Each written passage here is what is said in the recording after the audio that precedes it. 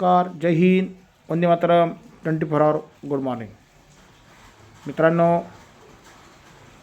माझ्या सर्व मायमाविली जनतेंनो लाईव्ह यायचं कारण म्हणजे आयुष्याचं काही खरं नाही, कधी काही होईल सांगता येत नाही. त्यामुळे आयुष्य जगत असताना आनंदी आयुष्य जगा. ते म्हणतात ना, दुनिया बनाने वाली क्या तेरे मन में समाई, काहे को तूने दुनिया बनाई. जन्माला येताना माहीत असतं 9 महिन्यानंतर ह्या मुलाचा जन्म होणार आहे, परंतु त्याचा मृत्यू हा कधी होईल हे काही सांगू शकत नाही. हे त्रिकालबाधी सत्य आहे. त्याचप्रमाणे आयुष्यात जीवन जगत असताना पोटापुरतं असं जास्तीत जास्त अपेक्षा करण्यापेक्षा जे आहे त्याच्या समाधानी राहा. आयुष्य खुशीत जगा आणि आपल्या स्वतःच्या हक्कासाठी, मानसन्मानासाठी सैनिक असो, शेतकरी असो, कोणताही वर्ग असो, त्यांनी आपल्या स्वतःच्या मानसन्मानासाठी, स्वतःच्या गरजांसाठी 100% लढलं पाहिजे एवढं सांगू इच्छितो. कारण सगळेजण म्हणतात राजकारण ते 100% करणं गरजेचं आहे, पण राजकारणाबरोबर समाजकारण झालं पाहिजे आणि समाजकारणातूनच राजकारण होतो. परंतु आजकाल खूप मोठी शोकांतिका आहे. बरीच लोक 90% राजकारण करतात, 10% समाजकारण करतात. पण आमच्यासारखा सैनिक एक समाजकारणातून राजकारणात आलो हे आम्हाला याचं स्वतःला आनंद होत आहे. कारण आपण म्हणतो राजकारण करायचं नाही.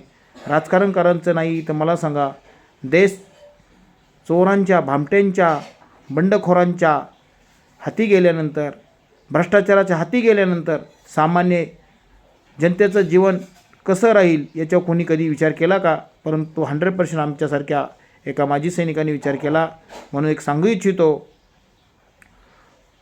काय सांगू इच्छितो? काही नाही.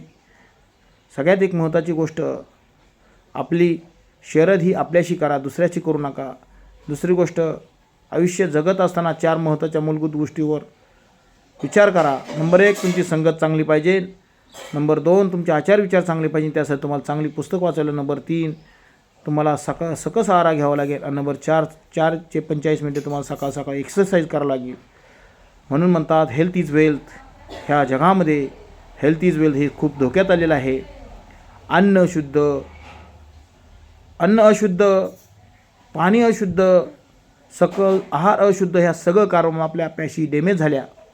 आणि पेशी डॅमेज झाल्यामुळं आपण रोगाला बळी पडतो. त्याच्यामुळं आपण आयुष्यामध्ये जे 400-500 वर्षापूर्वी चालत आलेलं आहे आयुर्वेदिक, हे करोडपती असो, गरीब असो, उद्योगपती असो, कोणी असो, त्यांनी वापरलं पाहिजे. कारण त्याचा कुठला साईड इफेक्ट नाही. मी आज तुमच्यासमोर हे का बोलू इच्छितो. 11 ते 12 वर्ष झाले मी हे आयुर्वेदिक खातो, नो साईड इफेक्ट. म्हणून एवढा मोठा अहम प्रवास केला. 8 ते 10 वर्षामध्ये 4,00,000 किलोमीटर स्वतःच्या खर्चाने फिरलो. 510 मैती, 510 दहावे, त्याचप्रमाणे 51 वीरपत्नीला व्हिजिट, त्याचप्रमाणे 20-25 वीरपत्नींचं पेन्शनचे छोटे मोठे प्रॉब्लेम सॉल्व केले आणि 215 रॅल्या केला. याला एकच कारण आहे, आयुर्वेदिक. म्हणून आयुष्यामध्ये आमचं तुम्हाला वाईट वाटत असं का आयुर्वेदिकविषयी, तर तुम्ही दुसरी कोण घ्या, परंतु आयुर्वेदिक वापरा आणि आपलं आरोग्य सांभाळा.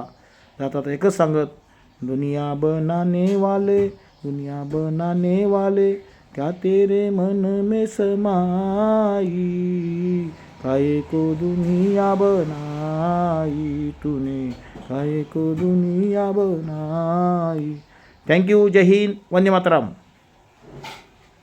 कसं वाटलं लिखित लिहा. जय हिंद, वंदे मातरम, 24 आवर गुड मॉर्निंग. जनसेवक तुकाराम पल्स, सैनिक समाज पार्टी महाराष्ट्राचे कार्याध्यक्ष आणि 2024चा 198चा शिरूर हवेलीचा 3 नंबरचा आमदारकीचा उमेदवार, 2024चा लोकसभा लढलेला उमेदवार. जय हिंद, वंदे मातरम.